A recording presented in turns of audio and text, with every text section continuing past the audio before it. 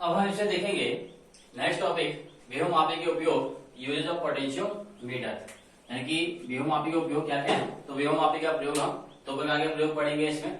एक comparison of EMF of two cells, दो सेलों के विद्युत भागफलों की तुलना करने में, और दूसरा हम देखेंगे किसी भी सेल का आंतरिक प्रतिरोध ज्ञात करना। तो पहले हम देखते हैं comparison of EMF of two cells. तो दो सेलों के विद्युत भागफलों की तुलना करना।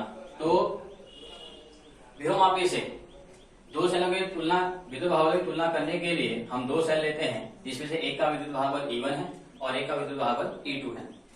तो इस दोनों सेलों को हम इस पॉइंट Q,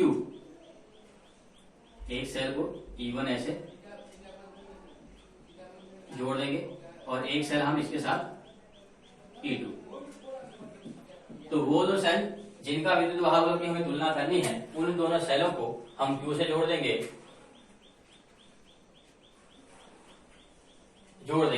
अब किस प्रकार से हम विद्युत भागफल की तुलना करेंगे। तो पहले हम लेंगे फर्स्ट सेल के लिए लेट्स सपोज दैट ये हमने गैल्वेनोमीटर से जोड़ दिया, ये कोई जॉकी है। तो सबसे पहले हम स्विच को ऑन करेंगे। स्विच को ऑन करने से बैटरी से धारा बहेगी और यह धारा क्या होगी, सेल से होते हुए बहेगी। अब हम क्या करेंगे कि इस जॉकी को इस तार के ऊपर हर एक पॉइंट पर रख के देखेंगे और इस सेल के लिए हम इस गैल्वेनोमीटर की शून्य विषय की स्थिति को पता करेंगे, नोट करेंगे कहां पर है। तो लेट्स सपोज दैट इस गैल्वेनोमीटर को हमने यहां पर रखा और इसकी शून्य विषय की स्थिति हमें यहां मिल गई J1, शून्य विषय की स्थिति।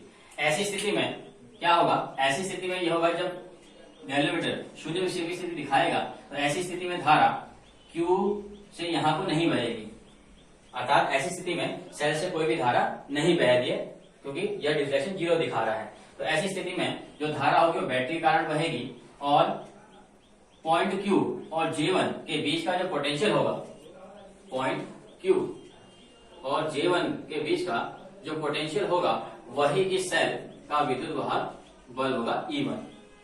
और यह कितना होगा, इक्वल टू ओम का नियम लगाएंगे तो I प्रतिरोध R1, लंबाई इसके लिए L1 के लिए।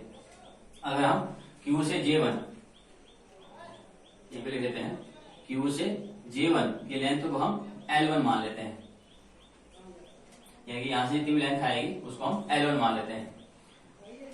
अब E1 equal to I, R1 हो जाएगा रो L1 अपॉन A। अब ये सब आपके कांस्टेंट रहेंगे जिसको हम क्या बोलते हैं, विभव प्रवणता कहते हैं। तो यह हो जाएगा E1 equal to KL1, equation first कर लेंगे। अब सेम प्रोसेस में अब हम इस गैल्वेनोमीटर को सेल E1 से हटाकर जोड़ देंगे सेल E2 के साथ। अब सेल E2 के साथ जोड़ेंगे तो फिर सेम हम इस सेल E2 के लिए इस तार PQ पर शून्य विषय की स्थिति को प्राप्त करेंगे। और मान लेते हैं, माना यह शून्य विषय की स्थिति हमें यहां पर मिल जाती है J2, अर्थात पॉइंट J2 ऐसा पॉइंट है जिस पर धारा पे कोई विक्षेप नहीं होता है। तो ऐसी स्थिति में सेल E2 से धारा नहीं बहेगी, तो धारा बैटरी की धारा बहेगी Q से J2 की ओर को। और ऐसी स्थिति में Q और J2 के बीच का जो Q-J2 के बीच का जो विभवांतर होगा Q-J2, यह द्वितीय सेल E2 के विद्युत भागफल के बराबर होगा, अर्थात VQ-J2 इक्वल टू E2। और यही आगे हो जाएगा IR2। तो L2 लंबाई होगी, तो L2 लंबाई के लिए E2 बराबर सेम हो जाएगा I रो, तार सेम है तो रो सेम रहेगा, लंबाई L2 Q-J2 के बीच की लंबाई अपॉन एरिया A। जो मोटाई है तार की वो हर जगह एक समान होगी तो इसे A, और ये सेम यहाँ पर भी कांस्टेंट बन जाएगा। तो E2 इक्वल टू हो जाएगा KL2, ये समीकरण 2 हो जाएगी। अब हम इस समीकरण में से डिवाइड कर देंगे तो समीकरण 1 व 2 से, तो समीकरण 1 व 2 को लेंगे तो ये हो जाएगा E1 upon E2 equal to KL1 upon KL2। K से K कैंसिल, तो E1 upon E2 equal to हो जाएगा L1 अपॉन L2। तो इससे हम किन्हीं भी दो सेलों के विद्युत वाहक बलों का रेशियो आसानी से ज्ञात कर सकते हैं।